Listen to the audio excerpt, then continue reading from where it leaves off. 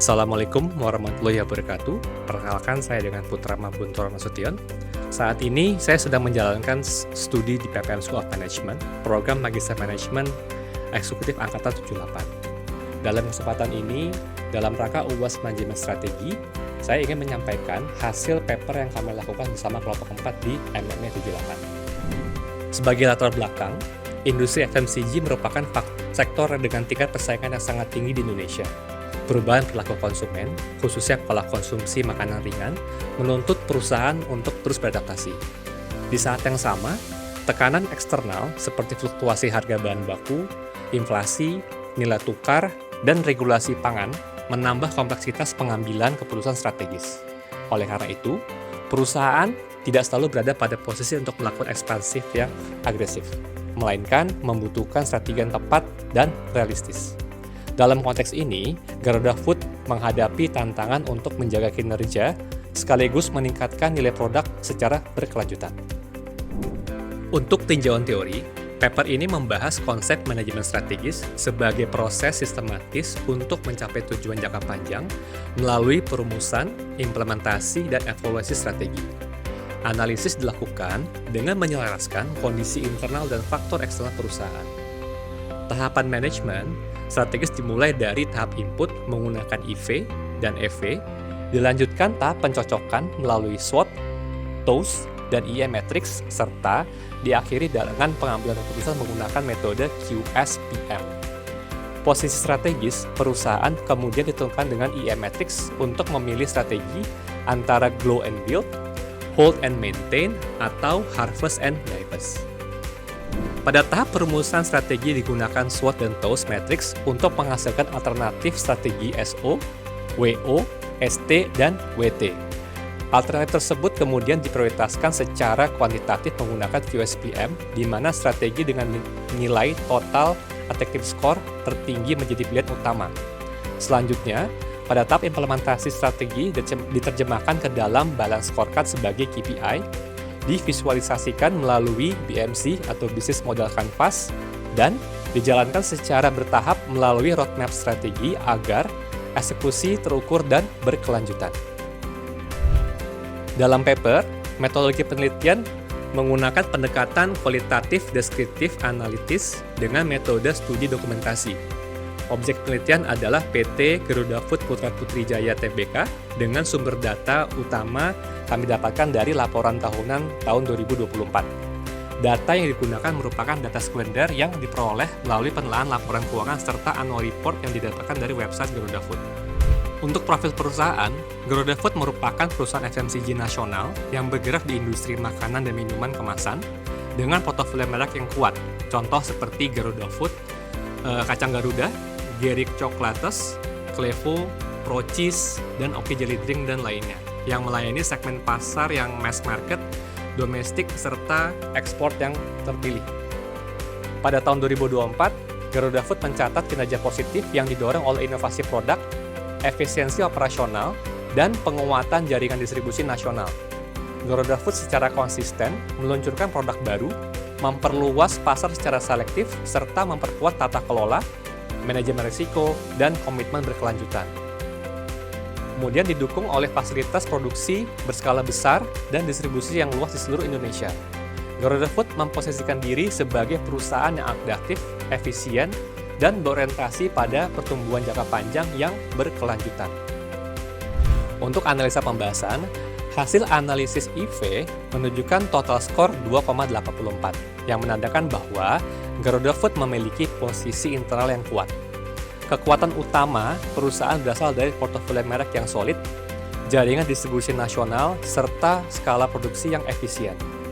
Di sisi lain, kelemahan utama terletak pada ketergantungan bahan baku pertanian dan sensitivitas terhadap biaya energi serta logistik. Namun secara keseluruhan, skor ini menunjukkan bahwa kekuatan internal Garuda Food lebih dominan dan mampu menopang daya saing perusahaan di industri FMCG di Indonesia. Dari hasil analisis EV menunjukkan total skor 2,65, yang mengindikasikan bahwa Garuda Food memiliki kemampuan respons di atas rata-rata dalam menghadapi peluang dan ancaman eksternal. Peluang utama berasal dari pertumbuhan pasar makanan ringan, potensi ekspor, dan tren produk bernilai gizi. Sementara itu, ancaman terbesar berasal dari fluktuatif harga bahan baku, tekanan inflasi terhadap daya beli, serta persaingan industri FMCG yang sangat ketat. Secara keseluruhan, skor ini menunjukkan posisi eksternal Garuda Food yang cukup kuat dalam lingkungan persaingan domestik. Selanjutnya pada slide ini kami menyajikan hasil analisis SWOT dan TOS sebagai dasar perusahaan strategi PT Garuda Food Putra Putri Jaya Tbk. Dari sisi kekuatan, Garuda Food memiliki citra merek yang kuat, jaringan distribusi nasional yang luas, diversifikasi produk, serta skala produksi besar, serta manajemen risiko yang efektif. Peluang utama datang dari pertumbuhan pasar makanan ringan, meningkatnya permintaan produk sehat, ekspansi pasar ekspor, dan pemanfaatan teknologi digital. Sementara itu, perusahaan juga menghadapi ancaman berupa persaingan industri yang ketat, fluktuasi harga komoditas, perubahan regulasi, dan pergeseran preferensi konsumen. Berdasarkan kombinasi tersebut, strategi SO dan ST difokuskan pada pemanfaatan kekuatan untuk menangkap peluang dan meredam ancaman. Sedangkan strategi WO dan WT diarahkan untuk mengurangi ketergantungan bahan baku impor, meningkatkan efisiensi distribusi, serta memperkuat inovasi produk secara berkelanjutan. Kami menampilkan hasil formulasi strategi melalui TOS Matrix yang mengintegrasikan kekuatan, kelemahan, peluang, dan ancaman Garuda Food. Strategi SO difokuskan pada pemanfaatan ekuitas merek yang kuat, jaringan distribusi nasional, dan investasi R&D untuk menangkap pertumbuhan pasar makanan ringan, sehat, dan inovatif. Selanjutnya, strategi ST diarahkan pada penguatan daya saing melalui efisiensi operasional, strategi harga yang kompetitif, serta program loyalitas dan CSR untuk merespon persaingan dan fluktuasi biaya. Sementara itu, strategi WO menekankan transformasi digital, pengembangan talenta, dan peningkatan kapasitas produksi guna mengatasi keterbatasan internal sekaligus menangkap peluang pertumbuhan. Adapun strategi WT berfokus pada efisiensi biaya, diversifikasi bahan baku, dan rasionalisasi portofolio produk untuk menjaga ketahanan perusahaan di tengah ketidakpastian ekonomi. Secara keseluruhan, hasil TOS menunjukkan bahwa Garuda Food berada pada posisi strategis yang kuat dengan fokus pertumbuhan yang terukur dan berkelanjutan. Selanjutnya terkait dengan analisa IE Matrix. Dengan total skor IV Matrix sebesar 2,84 dan EV Matrix sebesar 2,65, Garuda Food berada pada matrix yang kelima yang menunjukkan posisi hold and maintain. Artinya adalah perusahaan berada dalam kondisi internal yang kuat dan lingkungan eksternal yang menengah, sehingga strategi yang paling tepat bukan ekspansi agresif, melainkan fokus pada stability dan efisiensi. Oleh karena itu, strategi utama yang direkomendasikan adalah market penetration dan product development secara incremental. Market penetration diarahkan untuk mengoptimalkan pasar yang sudah ada melalui penguatan loyalitas pelanggan, promotion yang terukur, dan efektivitas distribution. Sementara itu, product development difokuskan pada pengembangan produk secara bertahap. Seperti varian rasa baru, kemudian ada penyempurnaan kemasan, dan penambahan nilai gizi dengan risiko yang relatif rendah. Kombinasi kedua strategi ini memungkinkan Garuda Food memperkuat daya saing dan menjaga pertumbuhan secara berkelanjutan sesuai dengan posisi hold and maintain. Selanjutnya, terkait dengan analisa QSPM.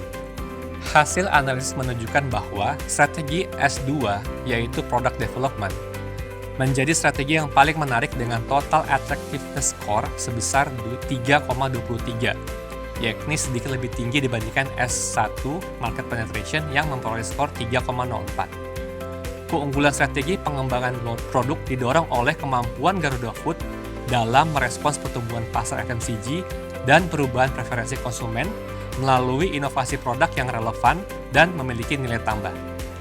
Strategi ini memungkinkan perusahaan menangkap peluang pasar yang lebih dinamis sekaligus menjaga daya saing. Meskipun demikian, market penetration tetap memiliki peran penting sebagai strategi pendukung untuk memperkuat basis pasar yang sudah ada melalui pemanfaatan kekuatan merek dan jaringan distribusi nasional. Selisih skor yang relatif kecil menunjukkan bahwa kedua strategi bersifat saling melengkapi dan idealnya dijalankan secara sinergis untuk mencapai pertumbuhan yang seimbang dan berkelanjutan. Kemudian lanjut untuk balance scorecard. Fokus utama diarahkan pada menjaga profitability dan stability revenue di tengah tekanan biaya dan persaingan pasar yang ada di Indonesia. Terkait keuangan, ditetapkan dengan realitas dan terukur dengan gross profit margin yang dijaga pada kisaran 32 hingga 34%. Pertumbuhan revenue moderat 3 hingga 5% per tahun, serta penurunan rasio biaya melalui efisiensi operation. Selain itu, perusahaan juga menargetkan percepatan cash conversion cycle hingga maksimal 55 hari untuk memperkuat liquidity dan stability modal kerja. Secara keseluruhan, perspektif keuangan ini mendukung strategi hold and maintain, yaitu memastikan growth yang sustain, efisiensi, dan terkendali tanpa ekspansi yang berisiko tinggi. Dalam balance scorecard ada perspektif pelanggan, yakni fokus utamanya adalah diarahkan pada pengembangan nilai pelanggan, bukan sekedar peningkatan volume penjualan. Strategi ini bertujuan untuk mempertahankan pangsa pasar domestik melalui pertumbuhan yang stabil sekaligus meningkatkan loyalitas pelanggan yang tercermin dari target repeat purchase rate di kisaran 65 hingga 70%. Selain itu, kepuasan pelanggan juga menjadi prioritas dengan target customer satisfaction index di atas 80%, guna memperkuat retention dan kekuatan merek. Dukungan utama dari perspektif ini adalah ketersediaan produk yang tinggi dan konsisten, dengan target distribution mencapai lebih dari 95% outlet utama. Overall, pendekatan ini memastikan hubungan jangka panjang dengan pelanggan dan memperkuat posisi pasar Garuda Food secara berkelanjutan. Dalam balance scorecard di perspektif bisnis internal, fokus utama diarahkan pada efisiensi production, kualitas produk, dan keandalan supply chain. Hal ini dilihat dari penurunan cost per unit, rendahnya tingkat produk yang cacat, dan return product, serta peningkatan kinerja on time in full atau OTIF untuk memastikan kepuasan pelanggan dan margin yang berkelanjutan. Sementara itu, dari point of view pembelajaran dan pertumbuhan, strategi difokuskan pada penguatan kompetensi sumber daya manusia yang operasional yang mumpuni, peningkatan produktivitas karyawan, serta pengembangan innovation produk secara incremental. Tidak lupa terkait dengan budaya risiko dan kepatuhan juga diperkuat untuk memastikan bahwa tidak adanya insiden yang major. In overall, kedua perspektif ini membangun fondasi jangka panjang melalui keunggulan operational capability SDM dan manajemen risiko yang proaktif. Baik, selanjutnya terkait dengan bisnis model kanvas. Di dalam bisnis model kanvas ada istilah value proposition. Dalam hal ini, Garuda Food menawarkan produk makanan ringan yang berkualitas dengan merek yang terpercaya, harga yang terjangkau, inovasi varian, dan nilai gizi yang serta jaminan keamanan pangan dan kepatuhan regulation. Nilai ini didukung oleh key resource berupa portofolio merek yang kuat, fasiliti produksi yang berskala besar, jaringan distribusi nasional yang kuat, serta sumber daya manusia yang kompeten, serta sistem manajemen risiko yang kuat. Main activity perusahaan mencakup produksi dan pengendalian kualitas, inovasi produk, manajemen supply chain, marketing, serta risk management dan compliance. Seluruh aktivitas tersebut dijalankan melalui kolaborasi dengan key partners seperti pemasok bahan baku, mitra logistik, distributor, retailer, dan regulator. Main revenue berasal dari penjualan produk FMCG domestik dengan dukungan ekspor yang selektif.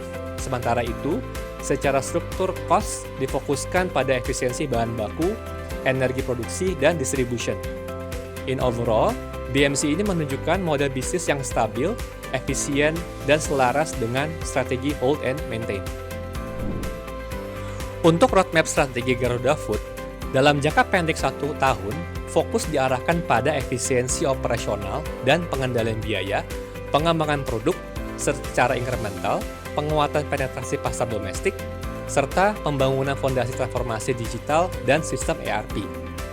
Memasuki jangka menengah, 3 tahun hingga 5 tahun, strategi bergeser pada ekspansi pasar yang selektif, baik regional maupun ekspor yang terbatas, disertai dengan skalasi inovasi produk, optimalisasi rantai pasok melalui diversifikasi pemasok, serta penguatan program keberkelanjutan dan efisiensi energi.